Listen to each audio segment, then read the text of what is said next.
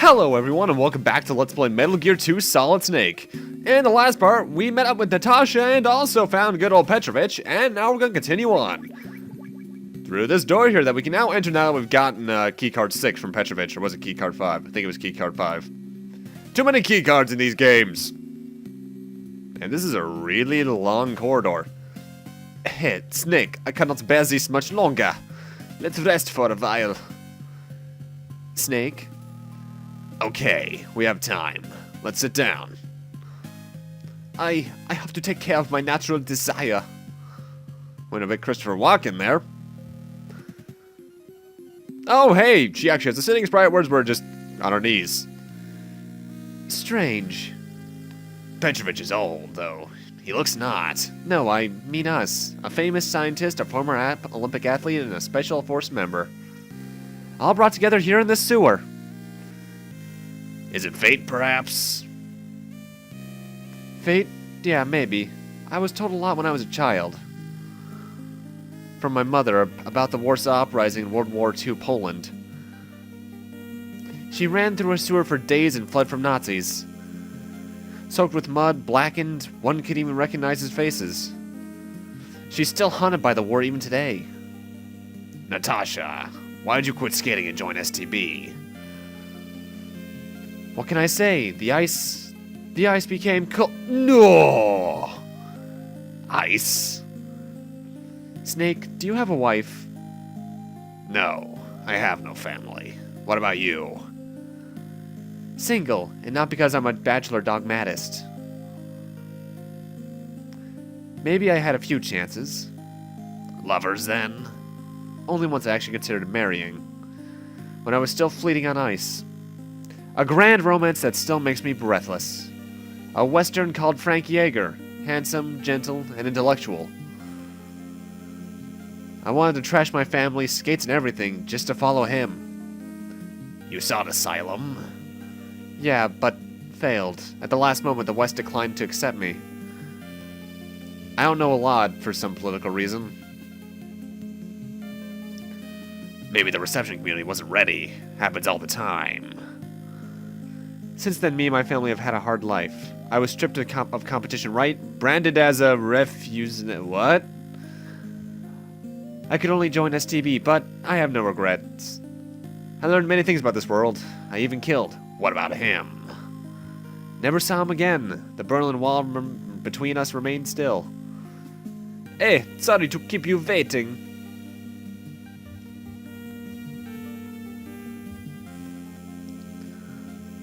A long lavatory time. Let's go, Snake. Well, that was some nice random time backstory, wasn't it? Now I start to wonder, what exactly is this brown liquid we are walking in? It's not what I think it is it?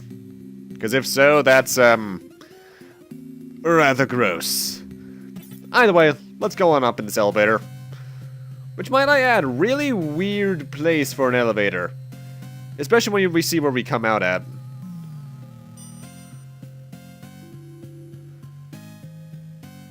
And once the loading screen ends, God, I really forget how long these are. You'd think they'd be a bit quicker on MSX. Mind you, this game is pretty big. Boom, random cliffside thing randomly. I don't get that structurally. Either way, you're gonna want the mine detector on, which is why I put it on that elevator, because as you can see, there are some mines coming up. We can't access those ones yet, but the ones on the next screen are very, very in our way.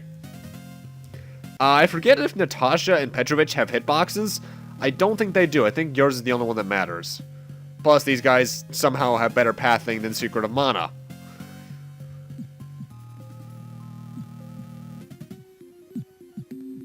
Is there a cutscene starting to play? A bridge! Only one at a time. I'll go first. I'm getting on in the years, and no one will care if anything happens to me. Well, you do have a daughter, you know. That's someone that cares, I'd say.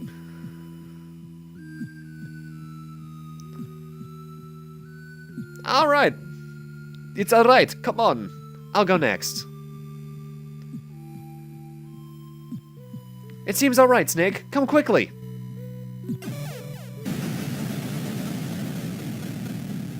What the? Natasha!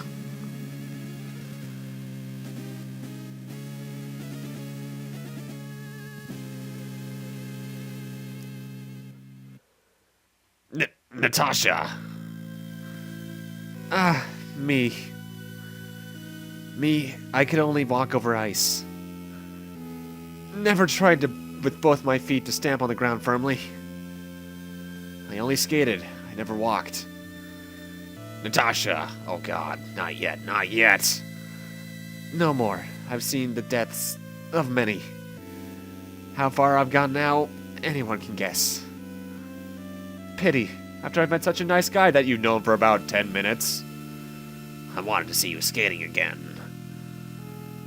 Thank you. This is a card to open a door.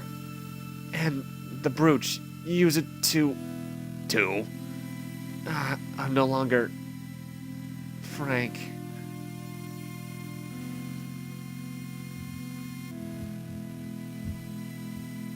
Snake! Snake! Well, this went to shit real quick. Oh, and now the game's glitching out. Or robot penis. Metal Gear.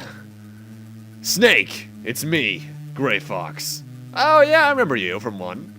Gray Fox? I won't let you cross this bridge. I'm taking Petrovich with me. We were once friends. I'll let you go this time. Go back to your country at once. Fox, I'll never give up. Well, things really went to shit quick, didn't they? Oh, hello, Carl. Hi, Holly. Snake, have you seen the balcony of the 20th floor of the tower building? From there you can fly over the crevice using a hang glider. I saw one on a Thanksgiving festival some time ago. It's in the east part of the Zanzibar building's first floor. Bye! Now you see, I could focus on that right now. Or, I could do some side stuff for more or less the rest of the part, actually. First off, I do want to come back over to this screen, because now that that entire thing transpired, we can get into these trucks. Which, by the way, there is a mine in front of each one of them, so make sure to crawl around here so you don't take too much damage. Mind you, Snake as a whole... Well, first off, yeah, by the way, this is a thing. You can crawl under trucks. Snake as a whole can actually take a lot more punishment than he could in 1, and Snake's Revenge. Anyway, there we got some gas grenades. I forget how those work. I never use them, unless I'm required to at some point, if I recall. It's been a while since I last played this game, if you can't tell. Because I actually forgot to mention this last part. The robot mice, they're actually weapons. I think they're actually just used to distract enemies, but they're usable. And in here we got some grenades.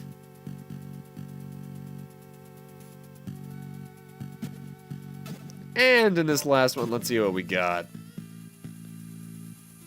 More stuff.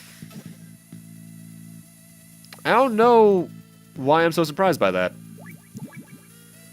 Either way, with that, we're actually done up here for now. We do have to head back towards the Zanzibar building, which I'm actually going to be cutting back to because this door just leads to that spiral room we were in last part. So once this loading screen ends, I really should start editing these to be a bit shorter, but then the music wouldn't be cut, and that just sounds bad. Struggles. And now we're back here, so I'm just going to cut back to the Zanzibar building, just south of where we got the red key, actually. Why? Now that we have key card 6, we can go in that door on to the left. And in here we get another really important item, the blue key. The red key is cards 1 through 3, 4 is, blue key is red through 6, 4 through 6. I can speak English very good. Can you tell I've been speaking it my entire life? And now we're back on the 4th floor, that intersection. Because now I want to head over to this area. I forget if you're required to do this or not, but I'm going to do it anyway. If you want to do the major thing, you want to head up there, but I want to actually head into that door in the bottom first, for reasons that I actually can't currently remember, even though I just recorded this like yesterday. Yay, I'm good at this. Oh, that's why, kids. If you catch a cold, go to the medical room to find pills. Want to know a secret? A woman has a brooch that changes shape. Nah, couldn't be. That's totally not a thing that happens in this game. What are you talking about? Either way, the reason I'm doing this now is that you will have to do it eventually, so you might as well do it now in my eyes. You're in the area. Either way, these are actually lockers. You know, don't really look at. They act just like normal doors, and kids stuffed in a locker. No, someone found me. I was playing hide and seek. Why are you playing hide and seek in a dangerous military base? That is quite the questionable decision. Either way, this floor is a bit different. It's wooden planks, and you actually make sounds when you walk on it. So the way you want to work this is on this screen. There's obviously soldiers sleeping. If you walk on the floor, you'll wake them up. So you want to crawl under these beds, avoid the camera, and not get spotted. Otherwise, that's an alarm that will trigger, and they'll all be after you. And that just will not end well if you ask me, sir. Or madam.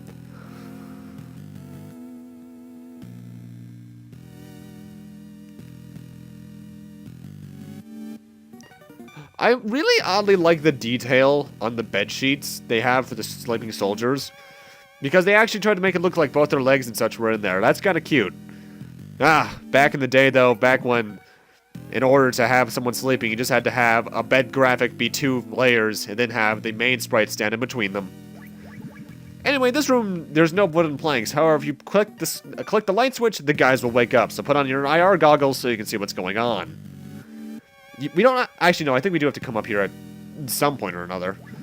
Either way, this is the medical room we've heard about a couple times now. And in here are the pills. This is a really poorly equipped medical room, by the way. Not even a bed to sleep. Well, I suppose that's what out here is for. But there's barely anything good here. Either way, now I want to head down there with, I think it's the blue card. Blue card. Blue car! Young Frankenstein. That's a while. That's been a while since I watched that. Down here is, quite randomly, a sauna. Let's stand right here. I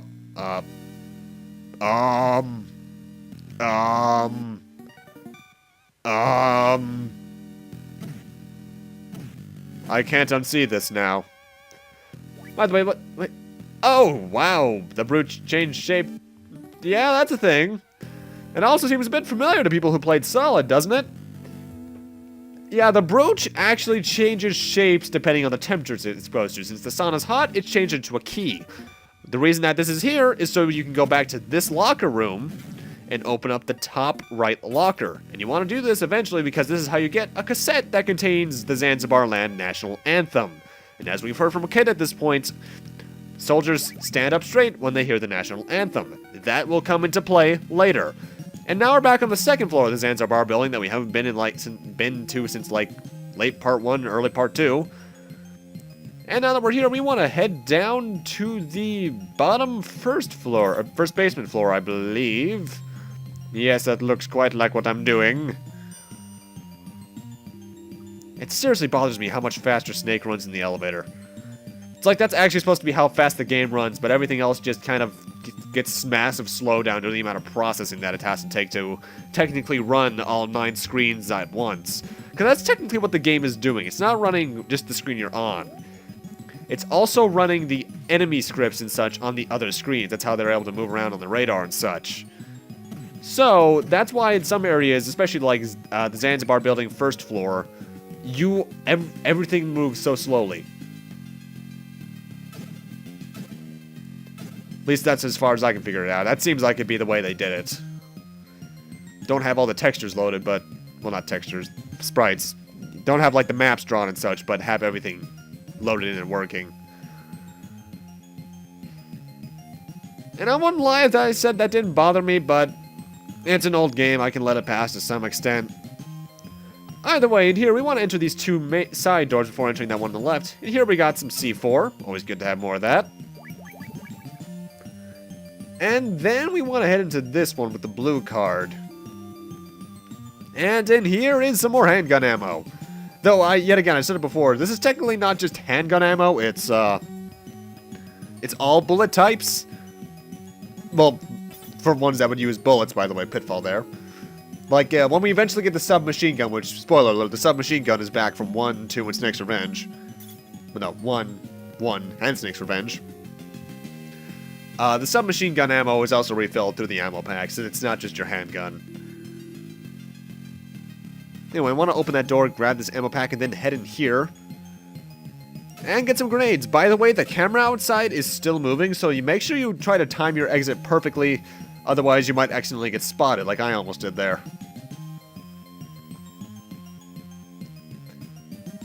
I'd like to note that somehow the cameras in the classic Metal Gears are more annoying than the ones in Solid. I don't know how the hell they managed to do that, but they did. Usually some gameplay aspects get more annoying when the transition to 3D is made, but these ones got less annoying. I don't know how they did that. Either we want to head up to the left here, head into this door, and we got another robot mouse and an O2 tank. Oh no, is there going to be underwater sections? Well, as long as they're not the side-scrolling sections, I should be good. Gonna want to pass through that wire, though you technically don't need to do that because I want to head up the left path. But doing that's a bit dangerous with him there. That's what you get for hesitating, folks. And now I want to enter this door with the blue key, I believe, yeah. And in here we got some more gas grenades. I still don't know what they do. I forget if you even ever have to use them. And I'm timing my exit here because the guard is actually on the screen. I just wanted to make sure he passed the door so I can take him out from behind. Yet again, the guard cycles are not entirely randomized. They're entirely dependent on a floor timer, I think. They start wherever they start from whenever you enter the floor. But the timing them can get annoying. Also, I hate this section right here. Because you can see on the map up there, there is a camera that I barely avoid right there.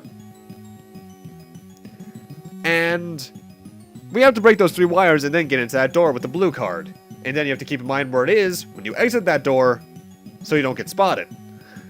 Needless to say, this is pretty annoying. In fact, I'm not gonna lie, after I get what's in that room, I leave it and then cut back to the room just south of the elevator we were just at. And you're gonna notice something's a bit going on there.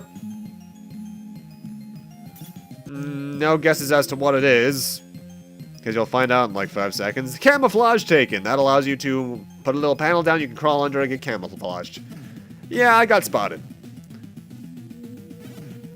And as you can see, I actually tried to fight it off, though fighting off alerts in this game is surprisingly annoying because enemies try to enter any room you're in. That includes rooms like this. And if you try to kill them all in that room, you'll eventually kill them all. And you'll go from the life thing, as you can see there, which means that they're alert to my presence, to a search timer, which essentially is how long you have to take. Well, first off, submachine gun right there. It works the exact same as it did in previous games. What I really should have done here is just stayed there and let the timer run out. Because now that I enter this room, they enter with me, and the timer jumps all the way back up to an alert phase, and I just can never run away from these guys on this floor. Though I'll be honest, I almost always get spotted on this floor at least once because this is a really annoying floor. I don't know what it is about it. It just really is. And here we got some remote control missiles.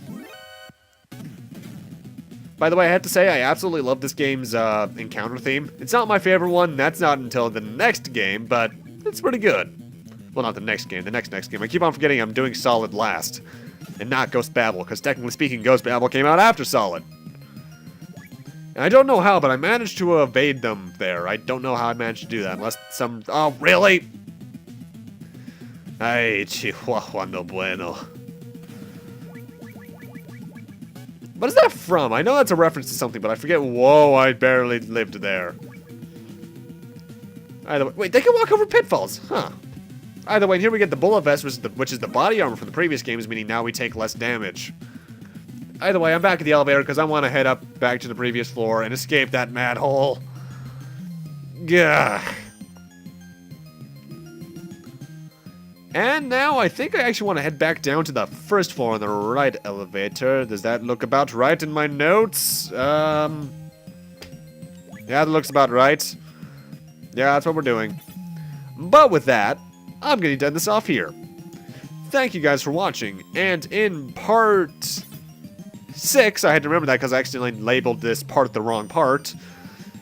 We're going to be continuing on and hopefully finding that hanged letter that Holly told us about so we can make our way towards back where Nastasia was killed. See you guys then.